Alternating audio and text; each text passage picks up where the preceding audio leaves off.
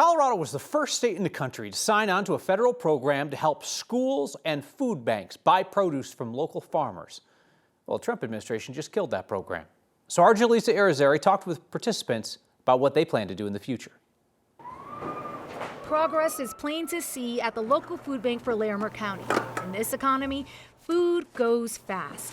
But it's what isn't moving. It is, yeah. That leaves Josh Green wary. Cuts to a program like this are deeply felt, definitely something that we're grappling with. Green is the operations director. Federal funding has stalled for two USDA programs called the Local Food for Schools, or LFS, and the Local Food Purchase Assistance Cooperative Agreement, or LFPA.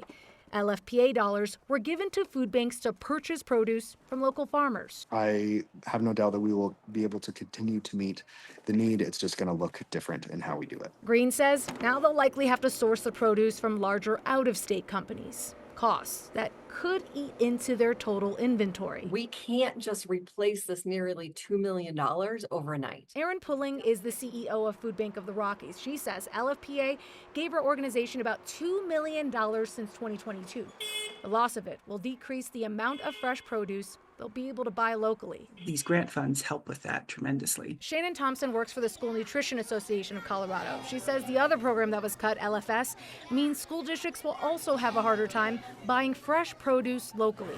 Between the two programs, Governor Polis says the state lost $7.5 million in funding. It's really going to mean less on our plates for our kids at schools, and we don't want to do that.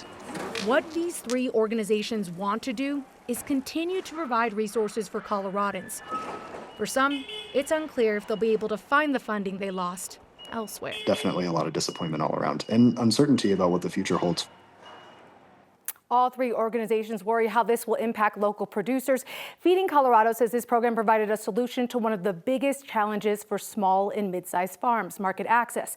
It's unclear if many of these food banks will be able to continue to afford to work with farmers in our state. So, how does this funding drop line up with the harvest calendar and when this typically happens?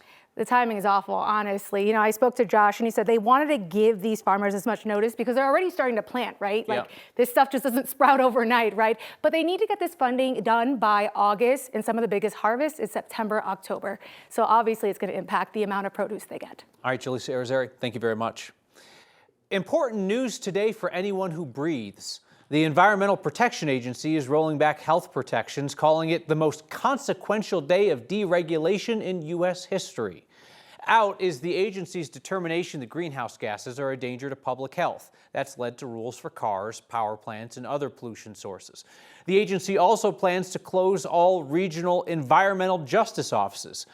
That's a 3-decade-long effort to help low-income and minority communities, which are disproportionately impacted by pollution. The EPA and Colorado's Health Department just announced an agreement in January to open Colorado's first office like that. The state says that office is still running as of now. The regulation rollbacks will likely have the biggest impacts in communities right beside power plants and refineries. Take Commerce City, next to the Suncor refinery. That company's paid tens of millions of dollars in penalties to the EPA and the state while it continues to just violate pollution limits. The state says regardless of changes at the federal level, Colorado will keep working to reduce pollution locally. We reached out to the EPA's office in town, didn't hear back. A landlord at the center of Aurora's migrant gang claims the guy labeled a slumlord by the mayor but hailed as a victim by Republicans, well, he is now a wanted man failing to appear in court. CBZ Management owns several troubled apartment complexes in the metro area. They've been under scrutiny by the city of Aurora when they claimed suddenly a Venezuelan gang had taken over. 3 CBZ buildings in Denver and Aurora have since been shut down for nasty conditions. CBZ's Zeb Baumgarten was supposed to be in court Monday to answer to issues at his property in Denver, but he never showed, right as the company's facing hundreds of thousands of dollars in fines. The Colorado Attorney General's office has also been investigating CBZ for months for deceptive trade practices. The state says it's been struggling to get CBZ to comply with subpoenas. Our next conversation tonight continues a series of discussions with the candidates running to lead the Colorado Republican Party. Britta Horn is a longtime Republican activist in Colorado, the former Routt County treasurer. She helped to lead the failed effort to force out the current Republican chair and his far-right allies who have been trying to purge the GOP of their rivals. That recently got Horn served with a lawsuit from the party while she was sitting in an IHOP restaurant. Now, Donald Trump has remade politics in his image, so lines in politics are skewed. But Britta Horn is basically what used to be called an establishment Republican. What is your honest assessment of the state of the Colorado GOP, and where could you get it by 2026? Honestly, we had some really good wins, but we did it in spite of the state party right now. You've been right in the middle of the Colorado Republican Party's infighting over the last couple of years. You were a leader of the failed effort to get rid of the current state party chairman. Now you present yourself as the unity candidate for the party. How can you lead the resistance one day and then be the unity person the next? I don't think it was ever a resistance. I think it was a whole bunch of 150 people that saw the bylaws. We wanted to exercise the bylaws, see what they meant, and see how they worked. I looked underneath the hood. I'm like, there's a lot of pieces that are not in play, and we're not competitive. It's time to be competitive again. Should the Colorado Republican Party continue to endorse in contested Republican primaries? That was new this last time around. Current leadership got smoked. They endorsed 19 people, 15 of them lost. Exactly, absolutely wrong. 112 years that the Republican Party has been here in Colorado. That was the first time it ever happened, and it'll be the last time as long as I'm their chair. So the far right of the party calls you a Republican in name only, a rhino, which on one hand is funny because your name's Horn. On the other hand, though, it does raise the question of who is a Colorado Republican to you? What does it mean to be a Colorado Republican? There's so many. Our tent is actually going to be getting bigger now. I mean, we're rolling out the welcome mat now because we're seeing so many disenfranchised Democrats. Can you just clearly state to me where you are on President Trump's claims that the 2020 election was rigged and that he actually won that and that there's election rigging in Colorado? Can you just give me a clear answer on that? The clear answer is that that's the president, and he did what he said for the whole nation. I want to do what's going on in Colorado and do what's right. And as we find these anomalies, like I did when I was county treasurer, we fix them. If I see a problem, we're going to fix it. It's not as much for me to judge which way is which. It's looking at the facts and getting the right answers. Are you avoiding my question because you think elections are rigged and you're afraid to make people mad by saying that? Or are you avoiding the question because you don't think elections are rigged and you're afraid to say that? I think my job is not to do the job at hand. And you're asking me to do stuff that is more like legislatively we would change, or as a governor we would change, or have executive orders change. I'm asking you what you think. I'm asking you what you think. I think that right now we're doing the best we can, but I do see there's shenanigans. I still think there's issues that we can work on. In my full 20-minute conversation with Britta Horn, she explains why she wants convicted election denier Tina Peters freed from prison, but why she does not want the Trump administration to do it through strong-arming Colorado with threats. Our complete, unedited discussion is there for the watching or the listening on the YouTube channel for next, as well as the next podcast feed. So some years back, you all helped build an inclusive playground in Aurora where kids with all kinds of different physical abilities can play together. Happens to be my girl's favorite playground to visit. And I mentioned that on social media, and folks are going after this playground for being woke because it has the word inclusive in it. It's not, right? It's a playground. It's not at all political. Inclusive in the context of playgrounds just means that it goes beyond the legal requirements for accessibility, and it's a place that's purposefully designed so that kids of all different abilities can play there together. I thought maybe we could just take a moment on TV to clear that up and then to help build another one. That's why this week's Word of Thanks Microgiving campaign will help create a new inclusive playground on the other side of town in Jefferson County. The Shelton Elementary School community in Golden has been fundraising for their inclusive playground for years. This is the current playground. To put it kindly, it's a little basic, right? It's a bit outdated. It certainly is not accessible in any way. What I love is that the school community has already raised the money to build out the basics of an inclusive space. It's going to get built starting this summer. But parents and students are still out in the community fundraising to add even more inclusive playground equipment to make this place even bigger and better. I should mention, this truly is a community project open to all because the playground is open to the public outside of school hours. The extra funds that we raise will help add more sensory elements, especially important for Shelton's classes for students on the autism spectrum. It will expand the poured surfaces for kids with mobility challenges so they can reach more of the playground, and it'll pay for more inclusive equipment that encourages all kids to play together. They have funded their playground. They did it as a school community. They'll be able to supercharge this thing with our help. Scan the QR code on your screen or text the word thanks to 303-871-1491. We'll send you that link to donate. Your $14 million in micro-giving proves the power of small donations, and you know the deal. I'm never going to ask you to give if I don't, so as always, I'll match the first 50 donations of $5 to get us rolling. More than 4,500 of you have signed up to simplify your giving by making a monthly donation to the Word of Thanks Fund. That means that we have started your recent micro-giving campaigns. The base, more than $30,000 in donations each week. That's going to buy some playground equipment right there. Use the same QR code or text to reach that. A new parent in Colorado's congressional delegation is a step closer to making the House more friendly to people like her. And if you waited until the last minute for a restaurant week reservation, we have some alternatives, places with incredible heart and backstories and delicious food. Next. Brittany Pedersen, Democratic Congresswoman from Colorado, missed votes before and after the birth of her son. She wasn't allowed to travel, and then she was home with a newborn.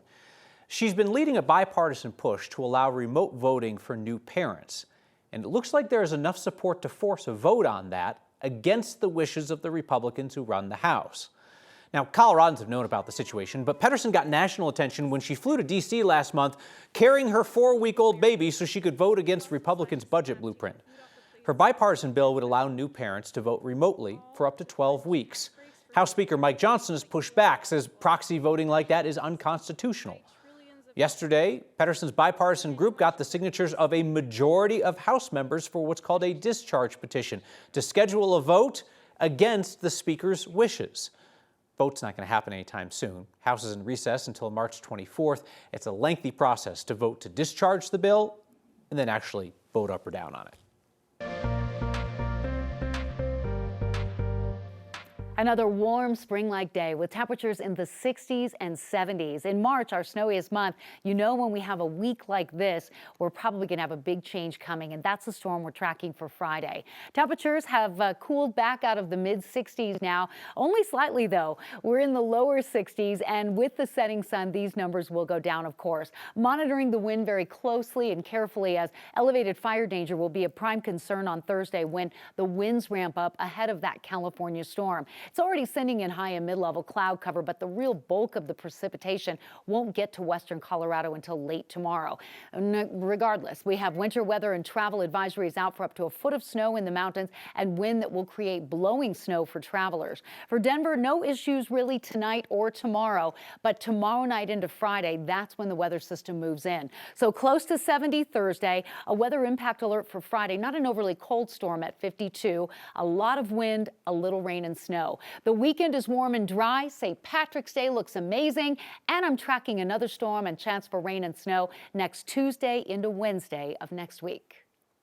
All three of us were just thinking we didn't want to lose the best job we'd ever had. A beloved barbecue spot in Denver was closing when its team suffered another devastating loss.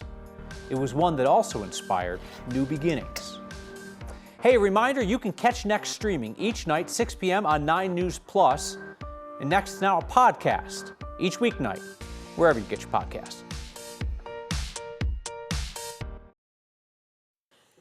Good barbecue joints, few and far between in Colorado, or so say the people who really know barbecue. So when Owlbear closed its doors in 2022, it was a significant abrupt loss for the food scene in Rhino and beyond. When Tevin Hudgens, one of Owlbear's cooks, died unexpectedly, their last day of service was canceled. His memory lives on, though, in the very space that his friends and fellow cooks reopened in his memory. I love the attention to detail and how all these details come together.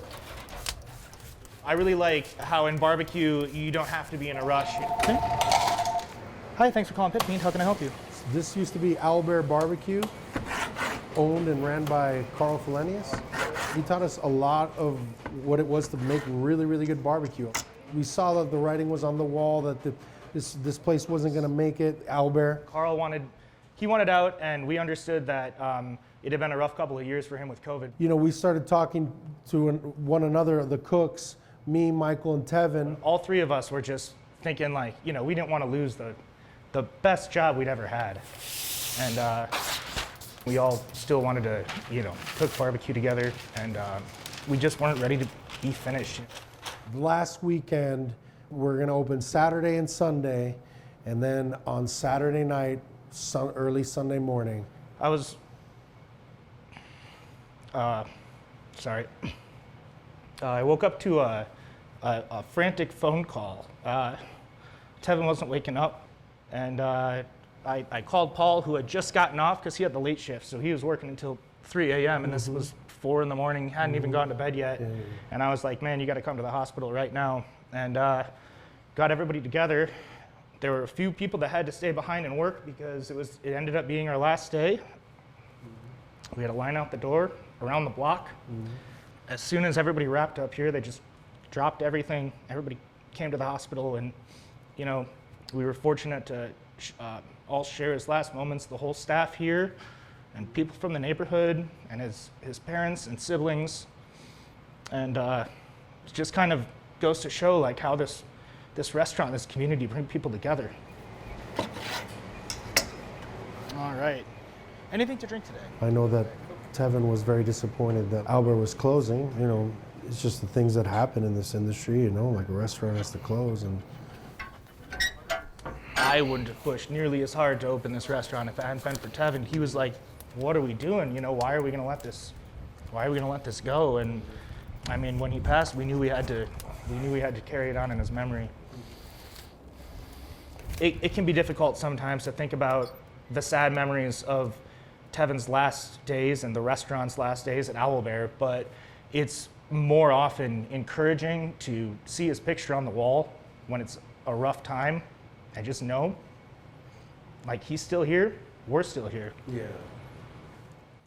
Wow. Owlbear was a special place, and Pit Fiend is too. It's another one of the restaurants that you will not find on Restaurant Week menus, but you will see featured on Next. We just figured we might as well shine our spotlight on some places that we're not getting all the attention and the customers lately. We will have another non-Restaurant Week recommendation coming up later this week. Hey, feedback tonight is coming in from JJ McKinney from Collegiate TV up at CSU. Future broadcaster of America right there. Back with your feedback next.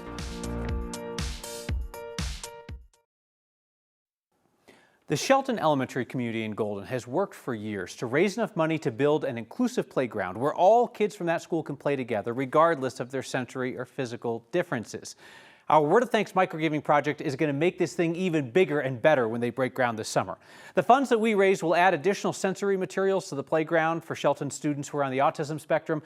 It'll expand the area where they have a poured surface for kids who use wheelchairs and walkers. And it'll add more inclusive playground equipment where all kids can play together. A true community project, because this thing will be open to all outside school hours as well. Scan the QR code on your screen or text the word THANKS to 303-871-1491 to get that link to join me in donating. Feedback tonight from Dan, who says, what I want to know is, what does Kyle's wife think when he leaves the house in a suit like that? I don't know, Dan. My wife hasn't spoken to me about my apparel in years, which is probably the answer you were looking for. Suit-Up says your podcast is good as viewers don't have to look at your suit. Well, didn't you just drag me every which way tonight? I will see you next time.